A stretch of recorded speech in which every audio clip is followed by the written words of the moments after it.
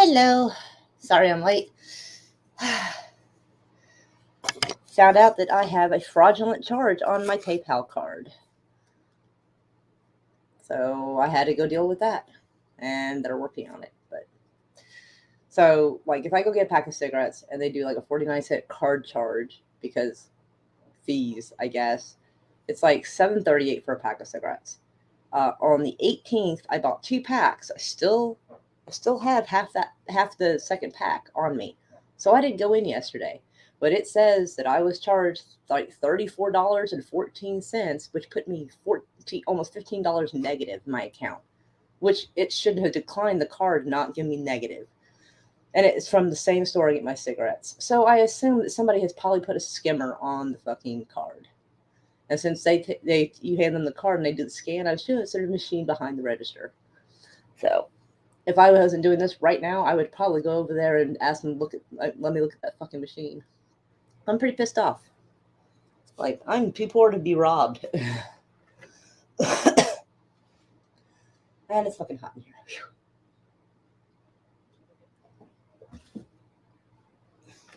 It is 73 degrees outside, but it feels a lot warmer for some reason. So how is everybody?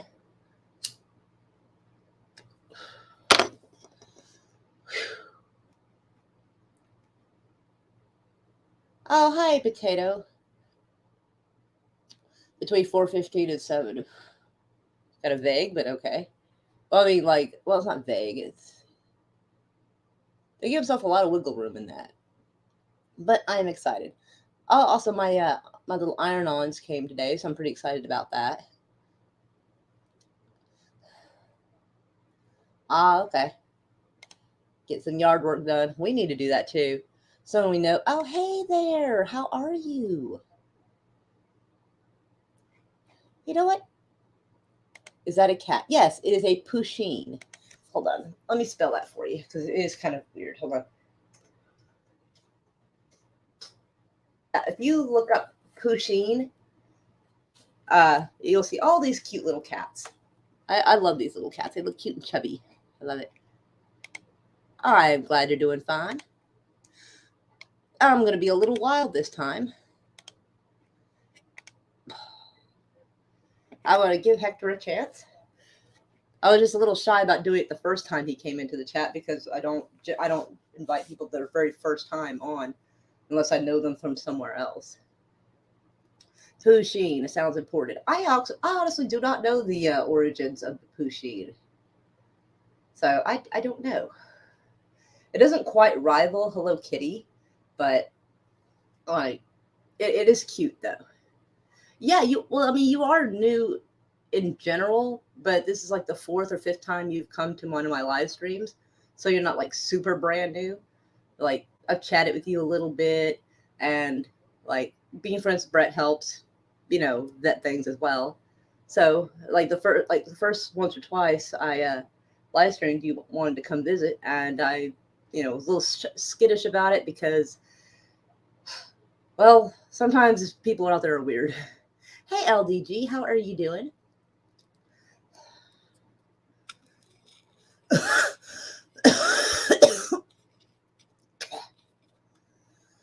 It is warm in here. I am surprised. This room is usually not hot, but dang.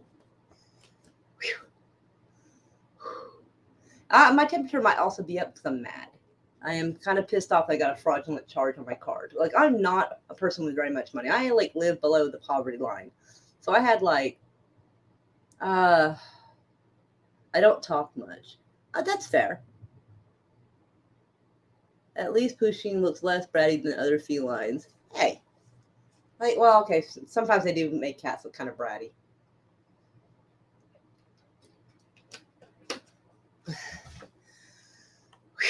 Well, if you don't want to come up, Hector, that's okay. But I figure I'd invite you all the same. I gotta clear off some debris off the place where the mouse is. I unfortunately have a different mouse now. I kind of got mad at my keyboard that had the built-in mouse pad. So, it was pretty much like a remote for the whole thing. Now I have a keyboard and a mouse separate because I got mad at the other keyboard, and I may have broke it. Okay, I definitely broke that. stuff came loose that I could not fix. So yeah, it's awkward. Whew. I'm warm.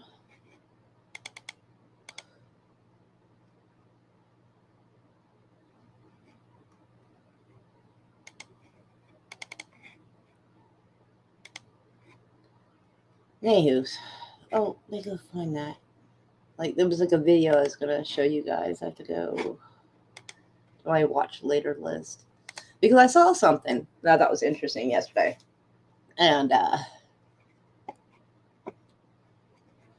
it was about the population of the Earth. Now, it's not to get everybody all worked up on the climate change discussion. I just thought that it was interesting because it's talking about it's almost like a theoretical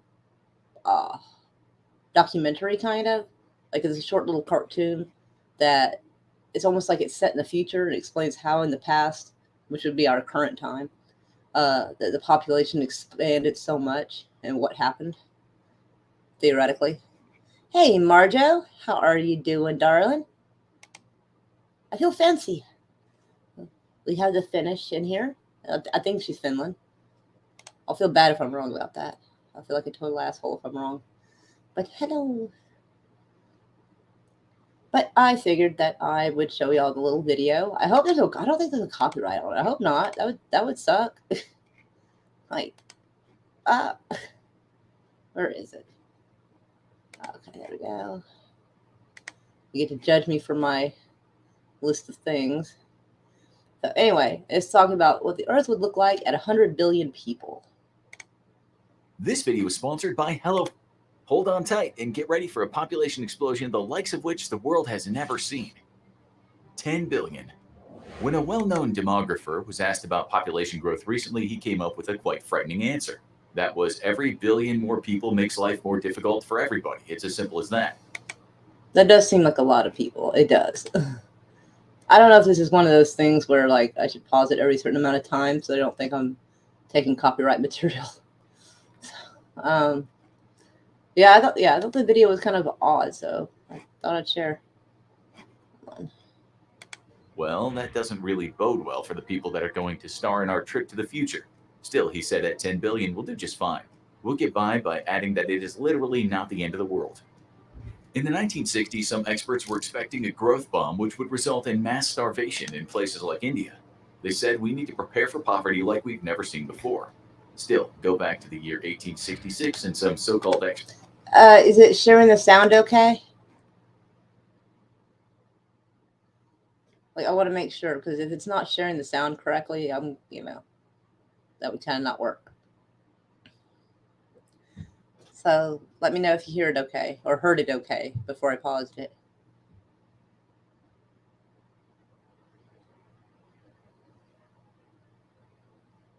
That way, if you can't, I'll fix it.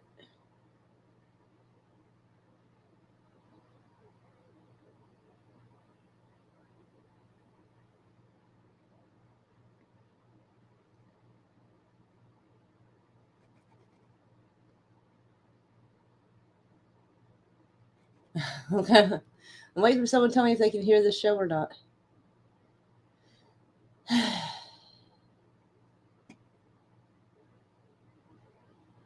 All right, I'll assume that y'all can hear it then. Experts in the UK said England's growth was totally unsustainable because of the country's dwindling coal reserves.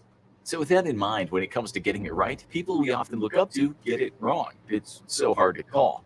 When in 1960, Time magazine wrote about the population explosion, the population was 3 billion. It had taken just 33 years to go from 2 to 3 billion, but it had taken 125 years to go from 1 to 2 billion.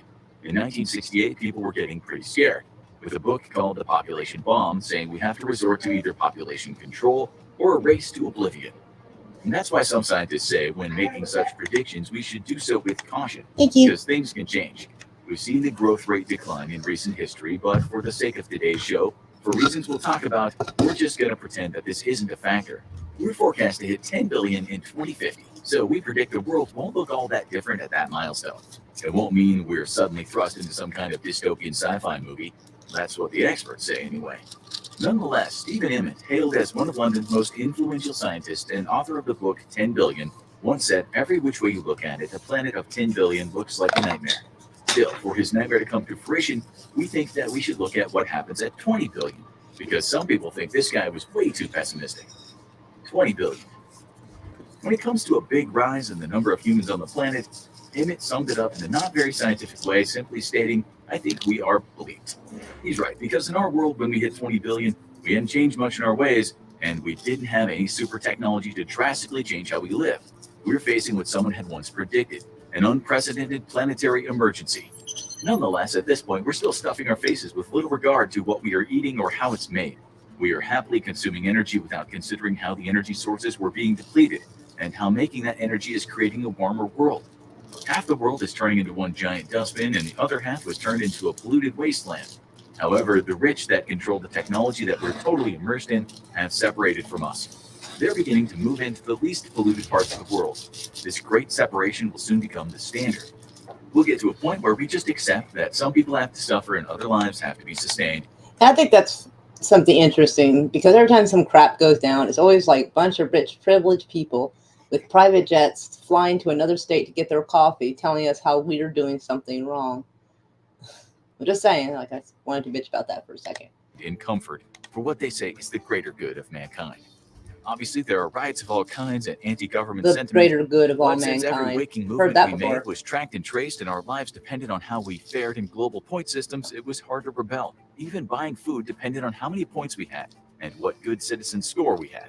Just That's right, as the fuck writer that. George Orwell feared when he wrote the book 1984, Big Brother watched over us all, and the world was going to hell in a handbasket. There wasn't much we could do about it. And as natural resources dwindled and places became more polluted, the powers that be were compelled to design a new kind of infrastructure for us plebes. 30 billion. Many years before, when the population was just under 8 billion, lots of people talked about a green revolution. That never happened. As poorer countries got richer, most people in those countries wanted to see what living life as a conspicuous Something they had said a second ago. I kind of wanted to bitch about that. Hey, Dave Myers, how are you doing? Lots of hugs to you. But they're talking about like the problem with like feeding people and everything. Honestly, I think that if a lot of places didn't make it illegal to have your front yard be a garden or collect your own rainwater, and you allowed, oftentimes maybe gave out seeds to people who wanted to grow things, that would probably ease up tensions a bit, in my opinion. consumer felt like. That hardly melded very well with the green movement, and you can be sure that those rich Europeans and Americans didn't want to sacrifice anything in their three-car families. 3-car 30 billion family. people meant a lot more. The average person, I don't think, has 3 cars, at least not operational. Like, I have more than 3 cars, but most of them are broken down because I'm kind of white trash like that. But I don't know. Does the average, like, people at, like, either middle class or below have 3 cars per family? Because it seems like bullshit right here. Just saying. 3-car families, and that meant more growth. But it wasn't sustainable. These people in the former developing world had watched many people in the West living without a care in the world for years, watching them physically fight each other in stores over video games. I know their that massive that is backsides and protruding bellies crashing into each other like slow-moving icebergs made out of lard. Now, most of the world's poor, harsh but which was true. around 85% of the global population, had what they wanted, but something drastic had to happen to keep those people from devouring the planet. A long time ago, a man had introduced the world to the metaverse, which We know who he that said would is. transform people's lives, stating that it would increase happiness and well-being. But in his brave new world, technology only ended up as a kind of drug that offered a new form of slave labor and distraction from all the wrongs in society. These sleepwalkers in the metaverse lived in tiny rooms in newly constructed apartment complexes that spanned for miles and miles. Tens of thousands of people lived in each complex. Buildings that were given a This part reminds me of the movie Wall-E. If you've seen it, you'll know. But yeah, this part coming up reminds me of that. name, panopticons, because everything people did in there was recorded. It prevented much crime from happening, but these buildings were real horror shows to live in. Experts in the past had talked about the sixth mass extinction, but because that had never happened, the people didn't believe in other scary predictions. They lost all trust in so-called experts. And anyway, once in the metaverse, they'd forgotten about extinction.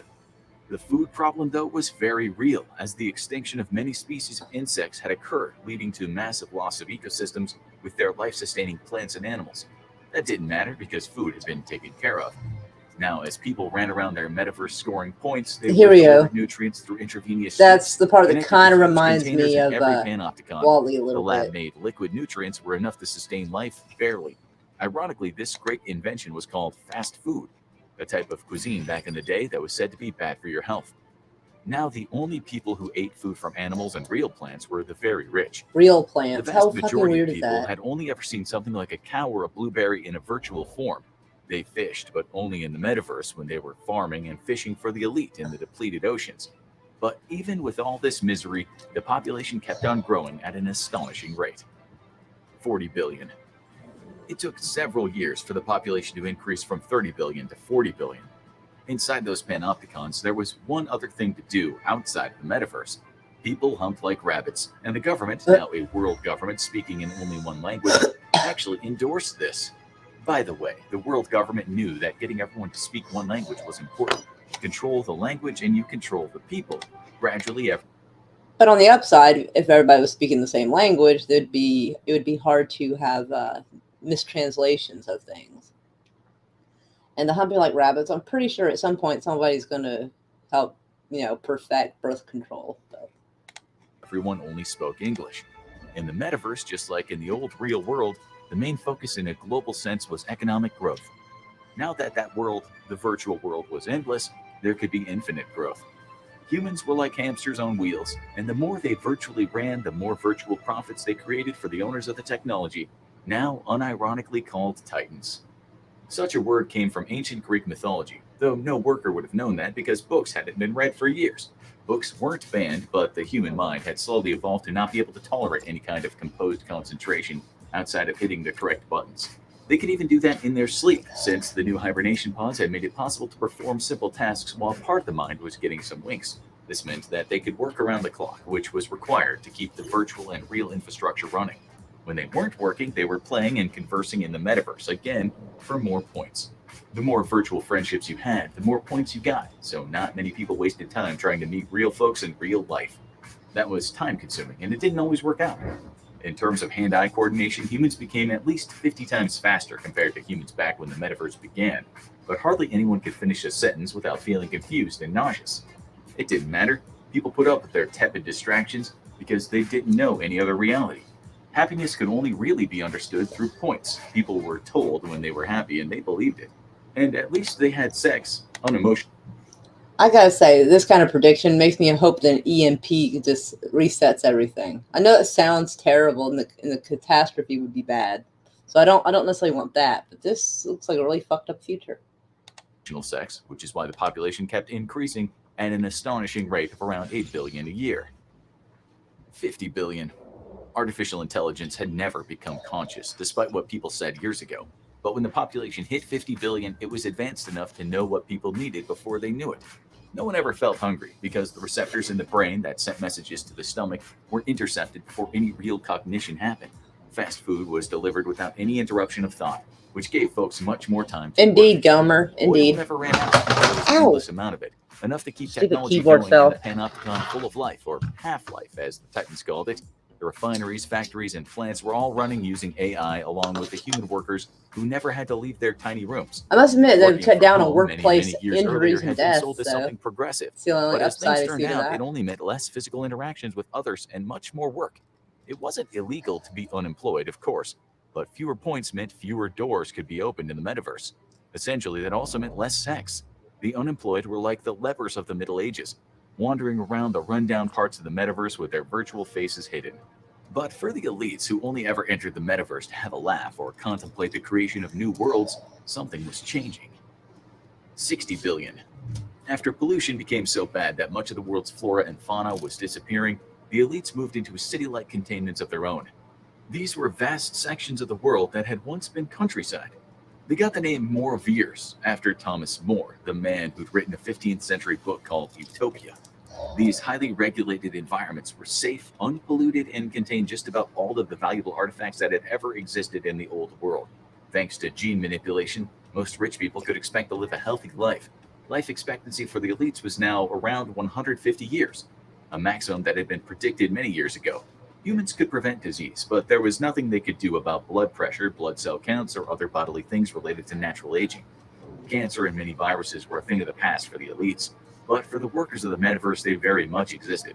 In fact, for them, life expectancy was only around 60, even though medicine was I would greatly probably be improved in by this trouble. I point. have a hard time keeping According my to tomato Dr. plants Mustafa alive. Marx, who'd made breakthroughs in human psychology, the workers' decreased will to live in such a virtual world resulted in fewer years lived on average.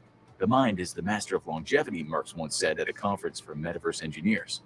Marx had invented neural implants which were supposed to stop this from happening, but happiness and sadness were tough nuts to crack. No amount of technology could make humans happier. Humans had never managed to decode the brain because the brain, and more importantly, consciousness, had remained for the most part a mystery.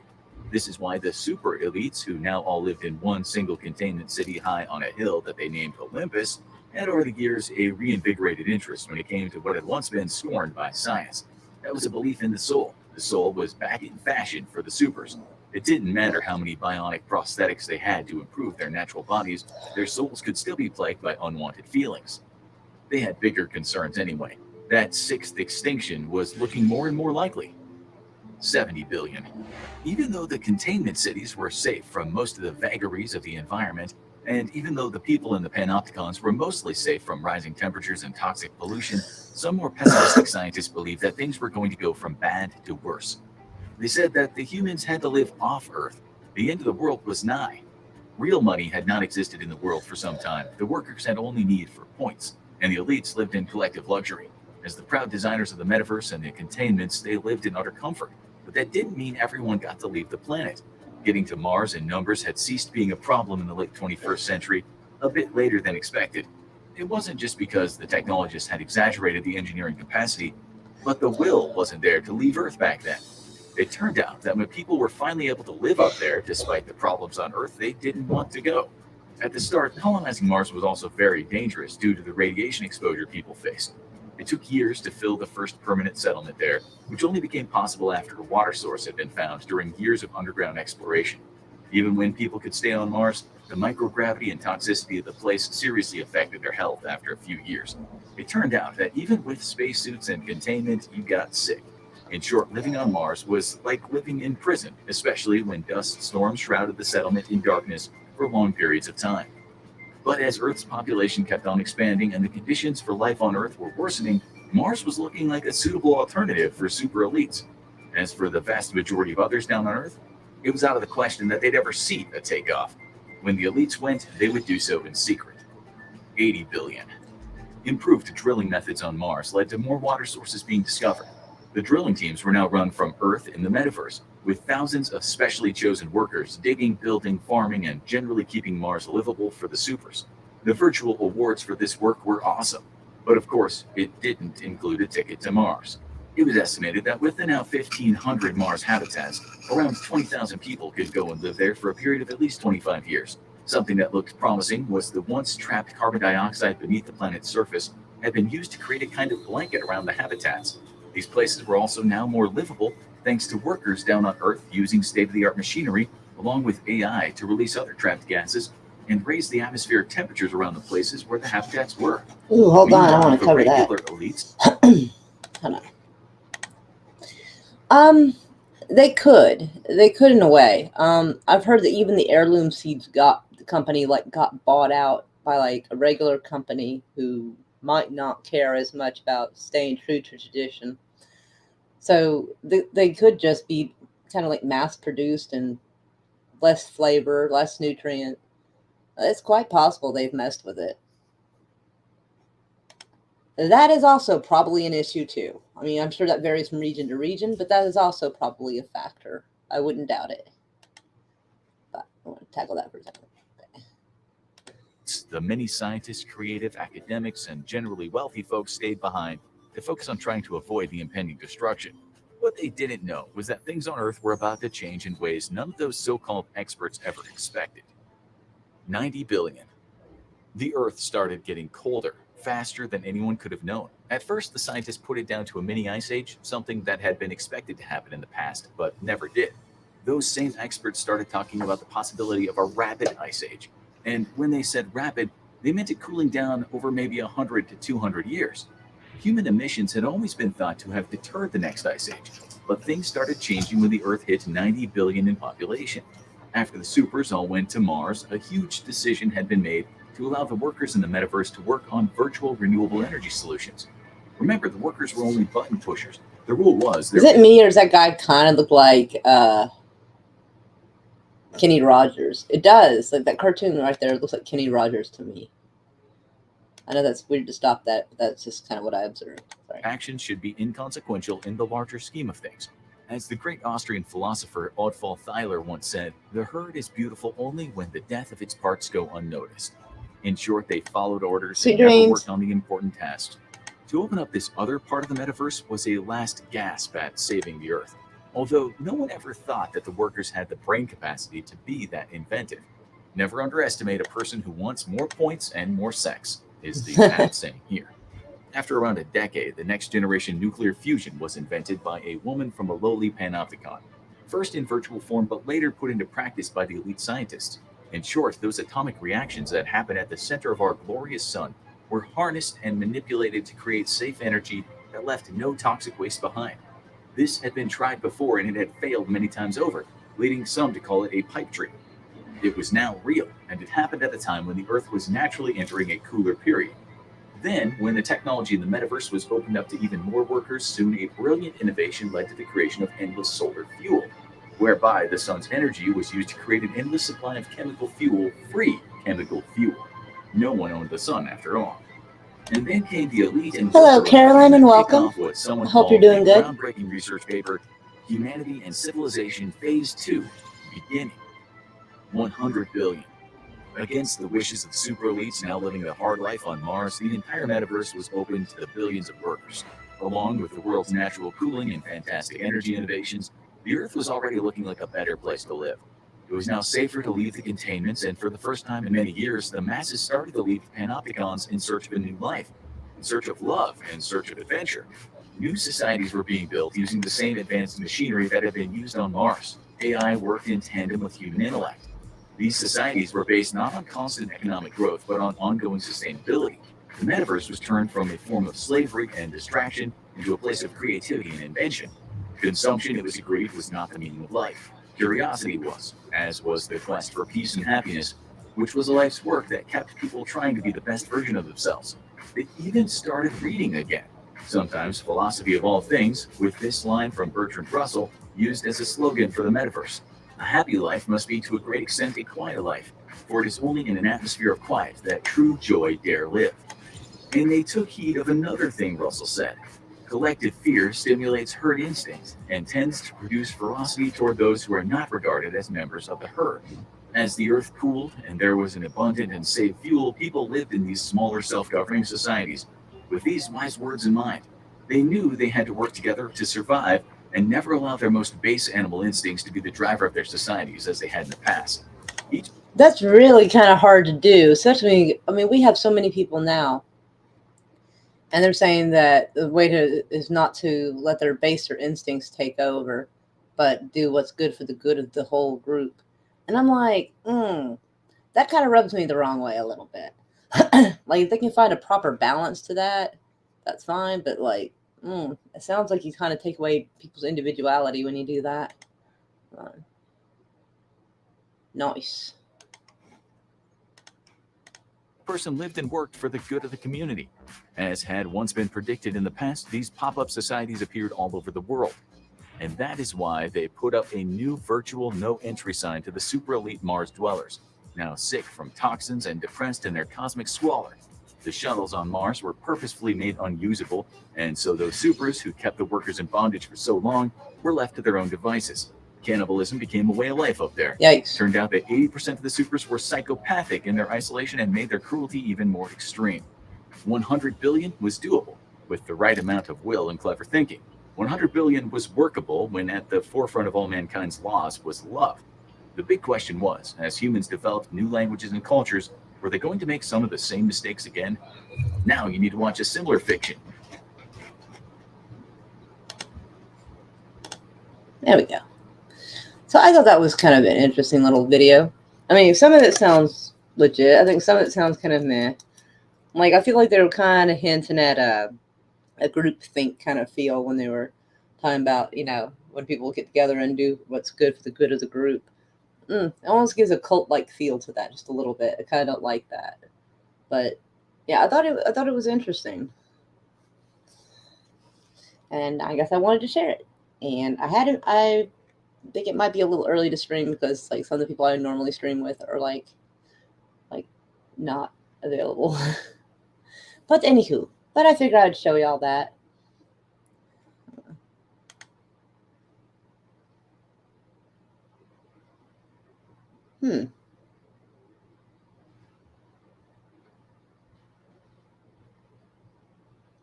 Yeah, I noticed the tomatoes I had, they didn't have much flavor. Like they were kind of okay. They're just kind of watery version of tomatoes is what it tasted like.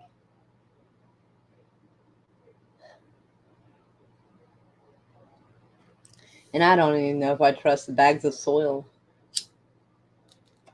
Heck, they might do weird shit to that too.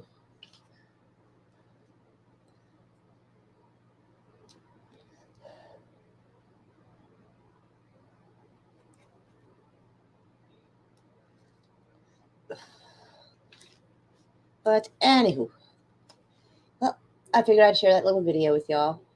And I guess I'll end the stream. And I will talk to y'all later. Possibly later tonight. I don't know.